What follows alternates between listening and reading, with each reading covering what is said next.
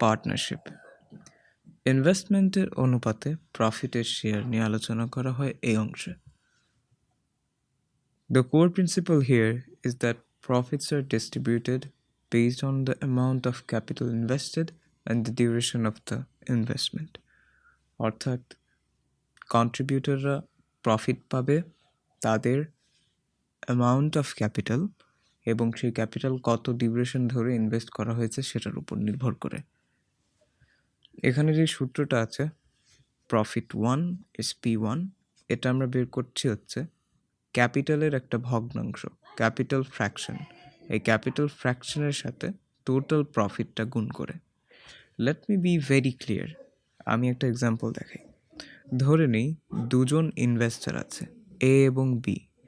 এ এবং বি যে ইনভেস্টমেন্টগুলো করেছে, ধরে নিচ্ছি C1 এবং C2 পরিমাণ ইনভেস্ট করেছে। এখন তাহলে টোটাল ইনভেস্টমেন্টটা কত? টোটাল ইনভেস্টমেন্টটা নিশ্চয়ই C1 প্লাস C2। সো এই টোটাল ইনভেস্টমেন্টটা নিচে আছে। এই টোটাল ইনভেস্টমেন্টের এ কতটুকু করেছে? এ করেছে C1 পার্টটা, তাই C1 পার্টটা উপরে যাচ্ছে, নিচের টোটাল সিটিটা যাচ্ছে। তার মানে এখান থেকে আমরা আসলে পাচ্ছি যে টোটাল ক্যাপিটালের কত অংশ এ নামক ব্যক্তি দিয়েছে, এবং এখান থেকে যে আমরা ক্যাপিটালের ফ্র্যাকশনটা পাইলাম, এই ক্যাপিটালের ফ্র্যাকশনটা আমাদের টোটাল প্রফিটের সাথে যদি গুণ করি, তাহলে এ ব্যক্তি কতটুকু অংশ পাবে প্রফিটের সেটা বের করতে পারবো। এখন সেম জিনিসটা আমরা একটু রিয়েল টাইম ম্যাথে ইনভেস্ট করে দেখি। এ বি সি এরা তিনজন ইনভেস্ট করেছে যথাক্রমে 20,000, 50,000 এবং 40,000 respectively in a business. The net profit for the year was 12100. এই অ্যামাউন্টটা ছিল হচ্ছে total profit, which was divided in proportion to investments. ইনভেস্টমেন্টের অনুপাতে ভাগ করা হয়েছে। Find the amount of profit A earned. এর জন্য প্রফিট কতটুকু ছিল সেটা বের করতে হবে। সো প্রথম কাজ কি, নিচে আমাদের টোটাল ক্যাপিটালটা লাগবে। টোটাল ক্যাপিটালের জন্য আমরা মোট ক্যাপিটালটা যোগ করেছি, উপরে ইন্ডিভিজুয়ালি এ ব্যক্তি কতটুকু ক্যাপিটাল ইনভেস্ট করেছে সেটা দিয়েছি, এবং এখানে আমাদের টোটাল প্রফিটটা দিয়েছি। সেখান থেকে এই যে আমরা কাটাকাটি করে 2/11 পেয়েছি হচ্ছে ক্যাপিটাল ফ্র্যাকশন, তার সাথে আমাদের প্রফিটের পরিমাণ, এখান থেকে আমরা P1 পেয়ে যাব। Clear? I hope clear. Let's move on. এখানে বলা হচ্ছে duration matters sometimes. There will be a simple difference in the theory then. অনেক সময় ডিউরেশন ম্যাটার করতে পারে। যখন ডিউরেশন বলেই দেওয়া থাকবে তখন ম্যাটার করবে নিশ্চয়ই। তখন আমরা এই জিনিসটা এইভাবে মনে রাখতে পারি, উপরে পি, এপাশে সি এবং টি।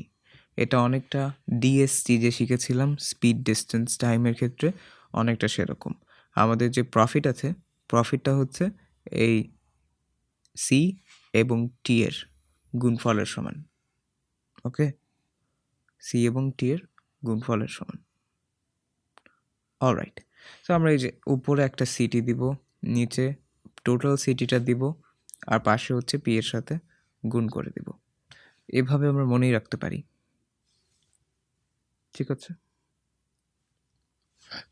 ওকে। সো C1 T1 যাচ্ছে উপরে, এটা ইন্ডিভিজুয়ালি ক্যাপিটাল কতটুকু দিয়েছে এবং কতটুকু ডিউরেশন পর্যন্ত হোল্ড করেছে সেটা, এবং নিচে হচ্ছে টোটাল ক্যাপিটাল এবং তাদের ডিউরেশন অফ হোল্ডিংয়ের গুণফলের যোগফল। ক্রেজি।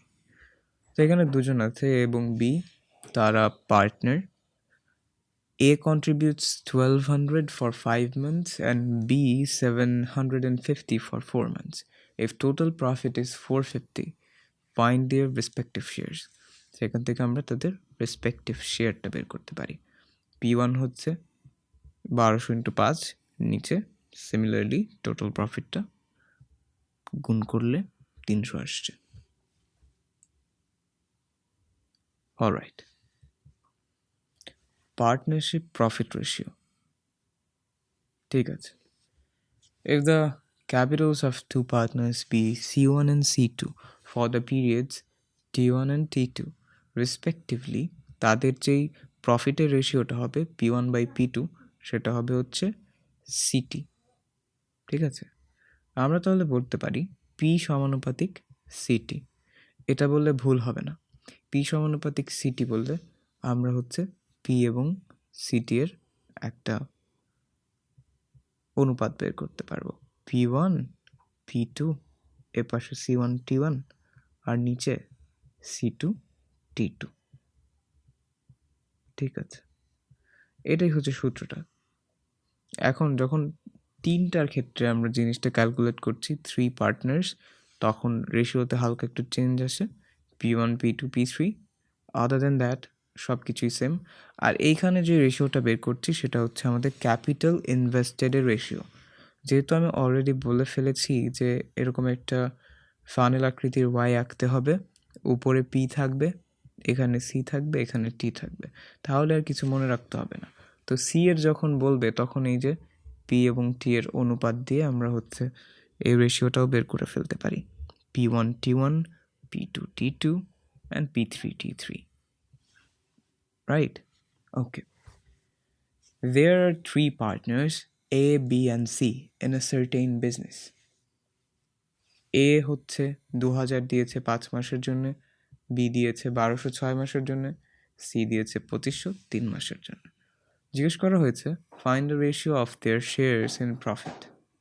তাদের প্রফিট কতটুকু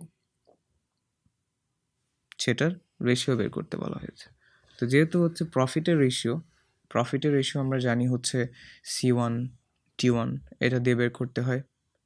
so here it is C1 T1, এখানে একটা 0 বেশি চলে এসেছে। So this and this, finally after some কাটাকাটি 1072-75 রেশিও।